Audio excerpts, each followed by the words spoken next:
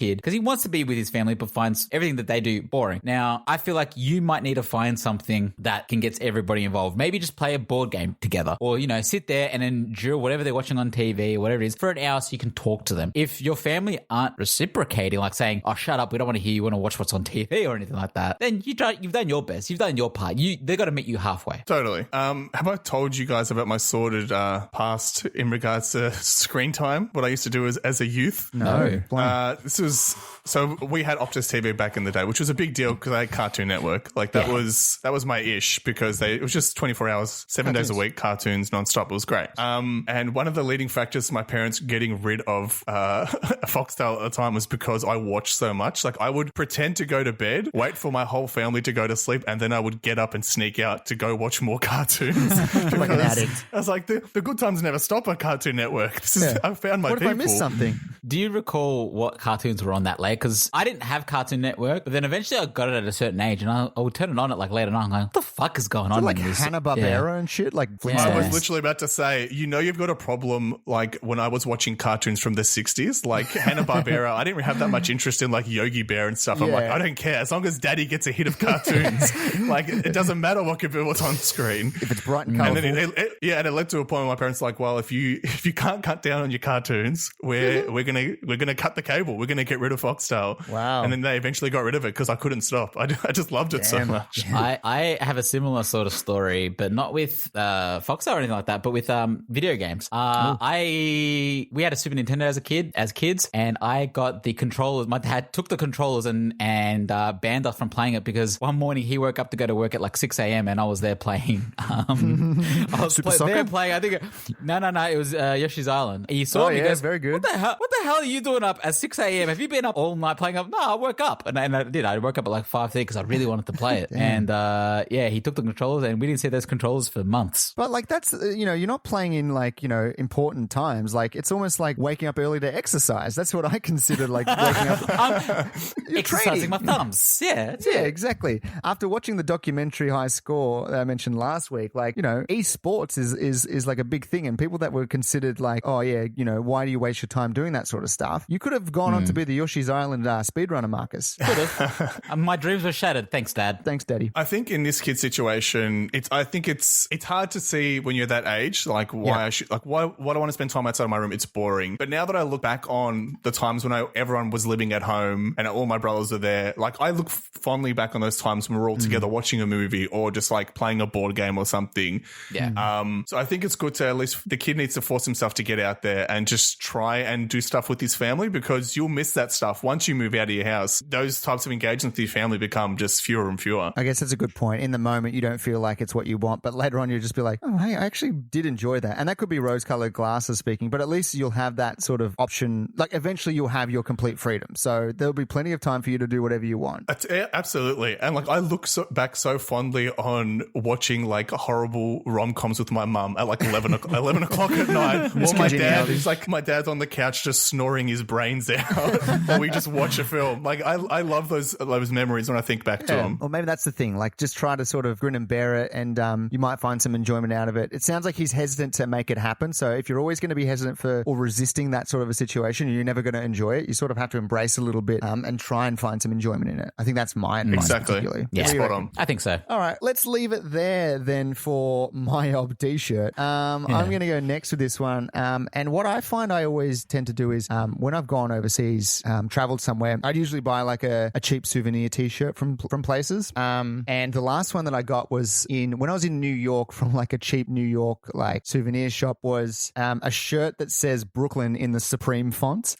That because Supreme is basically like this, really expensive sneaker brand, sort of like how would you describe like what the brand is? Like I don't know. But it's like high end streetwear. It's how high I end describe streetwear. Perfect. And like if I was to be wearing a fake Supreme shirt, I think that's pretty like out in public. I think that's pretty low. Wearing a t-shirt that is clearly like mocking Supreme and is in such poor quality because 2 washes has removed all of the red paint off it that says Brooklyn, I think is awful. But I use it as a sleeping t-shirt. So nice. This one's going to come from the Supreme Brooklyn t-shirt. Brooklyn t-shirt writes in, is it proper etiquette to serve other people's leftovers for lunch? I went to have lunch at my grandmother's house today and I was very disappointed in the lunch. Apparently, she had gone out out to dinner with some friends last night, and she took home her leftovers and theirs as well. She wound up heating everything up and serving it to other people. I feel that is just nasty. Why would I want to eat something that has been in contact with a stranger's mouth? Shouldn't someone their age know better? I wanted to talk to her about it, but I don't know how to approach the subject. I am very angry, but I don't want to hurt her feelings. Brooklyn t-shirt. Ooh, the faces I'm seeing are not good. This is gross. It's one thing if you went to a pizza restaurant and you took the leftover slices. I could probably be like, you know what, leftover pizza is okay in my books because it hasn't touched anybody's lips. But you know, a half-eaten schnitzel, like I could only imagine that the grandmother cut, like let's say it was a half-eaten schnitzel, she cut the bit that was eaten away and took the other half that hasn't been touched yet. I can only hope that was it.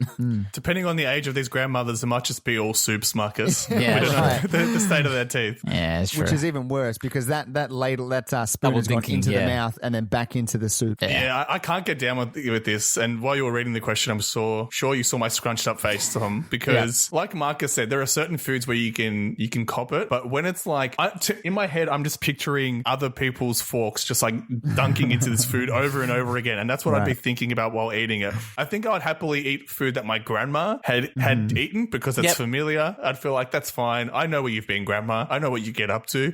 Whereas her friends, who knows what they get up to on bingo night? I don't know. That's right. Get wild. Who knows what? Yeah. But I think it also depends on the difference is that if the grandma had made the food and you know this is grandma's cooking, she cooked it the day before and there's leftovers that haven't been served up, that's a bit different. But going to a restaurant, taking leftovers home and then eating it the next day with other people, I think is the weird part. Because I'm not a big person that is a fan of doggy bags. I don't like the whole doggy bag, take the food later. Really? Because, I find that in the moment, if I'm full and if I've had enough, I generally can't think about having it later. I'm just like, no, once I'm full, I don't want food. And I know that I'm just going to take it home. It'll sit in the fridge and I will potentially not eat it. And then it'll fall to the back and I'll be like, what's that smell? Something's gone bad in the fridge. I want to ask, now that we're in COVID and there's a lot of like takeaway and all that, what if you don't eat all of your takeaway that way, Tom? Do you keep it? Do you keep it for another day, a rainy day? Depending on what the takeaway is. If it's something like Chinese food, definitely would keep that because that's always good the next day. But I'm usually like, I'll have like a 24-hour period where if anything later, if I don't eat it the next day at lunch, I don't really want to eat it because I feel like that's enough time for things to sort of go bad. Well, that's when I start to worry.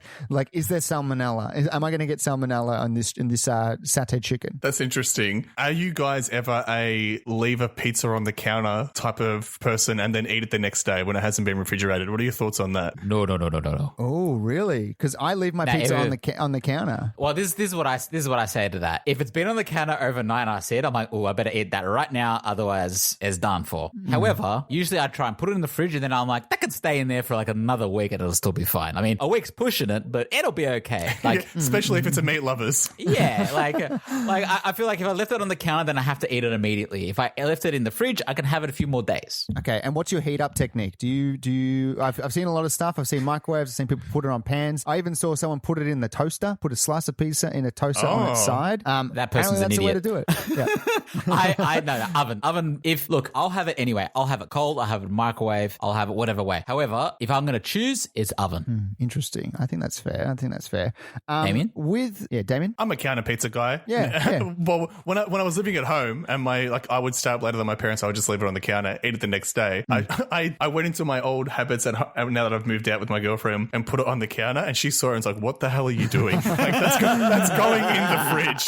And I'm like, it's counter pizza. Everyone loves counter pizza. I'm with you, Damien. It's in the box still, obviously. I mean, I don't keep it exposed unless you do, but like I think the box is like... No. It's not like it's not an open box. Yeah. I'm like, the box is closed. I mean, it's only cardboard. It's not like it's impenetrable for a substance. Tom, in my mind, that cardboard box is an impenetrable force field. No germs can get in. In fact, I don't even wear surgical masks when I go out into public now. I just strap a pizza box to my face and I'm germ free. Everybody knows. It's amazing. Everybody knows Jesse's pizza box is the best fight against COVID. That's it. That's right. Okay, so would you ever... I don't think I would ever serve someone my leftovers because I feel like that's my stuff. Even, what about if it's someone has made... Let's just say you've done meal prep, you've prepped a couple of meals, it's been divvied off into different sort of containers and stuff. Sort of similar to how if you were to have a big party the next day, you might make a lasagna the day before. Yeah. Is that's okay because no one actually has tucked into it? Or if I've had a couple of slices of it, is that still okay? I mean, lasagna hasn't it's not like there's a bite out of the lasagna. I've just served it out. I would argue if someone comes over unexpectedly, like, hey, what's going on? And then you spend the day with them or whatever it is. And it's like, oh, do you want to stay around for pizza? Like they're not leaving and it's dinner time. You're like, hey, do you want to stick around for dinner? I've got some lasagna in the fridge. I'll heat it up and we can all have it together. That I'm down for. Okay. I'd be like, yeah, I can eat that. Yeah, I'm happy to, like, if they're expected and I decide to then give them leftover lasagna, then I feel a little bit shady about myself. Yeah, but still. Yeah. So are we saying that if you guys were to invite guests over for whether it be lunch or dinner and they know they're coming for food, there is no food that you could serve to them. There's no leftover food you could serve to them that would be acceptable. It's all off the table. If anyone was coming over, if I have it planned, I would like get new everything. Like even if I had like, oh, this like avocado dip I've only just opened up and had like one cracker's worth, I'd still be like, no, it's got to be fresh everything. Even for the cheese. Okay. If I'm putting a cheese platter together, if I'm putting some food together, I want to make sure it's like fresh food for everyone. So you wouldn't even do the sneaky take it out of the container and put it in a bowl so they don't know it's pre-used avocado dip? I would do that to serve it up, but I would know, Damien. I'd be sweating as they were eating it. Like I'd be like, oh my god, are they going to know? Are they going to know it's not fresh? Forget to like, what's wrong, Tom? We're in the middle of winter and you're just sweating bullets at the moment. Guys. Wait, Damien. I've had cheese dip platters at your house before, Damien, and they were all in bowls. Are you telling me I was eating leftover dip? Exposed. No. That's not what I'm saying. I was just trying to see where Tom's limit was because he has such a. I was trying to break the man, trying to see if there was a chink in his armor, and he is unbreakable. Damien, if I'm the certain sort of person that like I won't eat the food from like more than a day later, I'm like, if it's not good enough for me, it's not good enough for my friends. So I care for my others as much as I care for myself in that sense. When it comes to food. That's so beautiful. this person here, what do we want to say about them? Does he talk to the grandma and say like, "Yo, Granny, that's not on, disgusting," or what do you reckon? Yo, Granny, no. Hey, Nan, you dingus. Nanny. No, look, I think also it's a generational thing. If I've learned anything from like my grandparents who like grew up during World War II, like that type of stuff, right? So, like my nonno is the same person. When my brother got a dog, he was like, "Why would you get a dog? Because you have to pay money to feed that. You need the money to feed yourself." He's like, he couldn't comprehend like why you would voluntarily get another mouth to feed, right? And like my nonno's also the same person who grows all his own vegetables and stuff and like fruit. And once he had an apple and I'm like, I took a bite, there was a worm in it. I'm like, Nonno, there's a worm in this apple. And he's like, let me have a look at it, grabbed the apple and just ate it. Like he ate the worm, apple and all, right? Yeah. Extra protein. Yeah. Of course. Like they come from a time when, why would you waste food? Like it's perfectly good food. Worm or no worm, it's still a good time to eat. You're not going to die from it. Eaten. Yeah, that's true. That's true. But they also had the attitude of just like, you have kids so they can help you out on the farm or help you out in like as laboring. So they were like, having a kid's fine. How is this Pomeranian dog going to help me on the farm? It's not even like a utility dog, Yeah, totally. My grandparents are just like, 10 kids makes sense. That's a workforce right there. That is a dog offers nothing. You got yourself a small business right there. That's perfect. That's what you want. So do you reckon talk to the grandma and let them know that, I don't think that's really the nice thing to do or the right thing to do, or just leave her because... Just leave her because at this point, I'm sure she's set in her ways and she's not going to see your logic behind it, I think, right? Yeah. So I think just let her eat the food and next time she offers it to you, just ask where it came from. If you don't like where it came from, say, I'm not hungry, thank you. Yeah. Fair enough. All right, I think we're in agreement with that. Then let's leave it there for the Brooklyn t-shirt and let's leave it there for the podcast as well. That's unfortunately all the time we have for the show, but great questions brought to the table as always. I guess we're going to wrap the show up there then, guys. Thank you to everyone out there for listening. If you want to get in touch with us, you can email us at tqhpodcast@gmail.com. Write in, just say hi. If you've got a question of your own that you want us to answer, we will happily address it here on the show. But until next week, guys, that is all the time we have. Thank you to everyone out there for listening. Thank you, of course, to Marcus. Thank you, Tom. Thank you to Damien. Candyman. Oh, and as we end every episode, stay curious.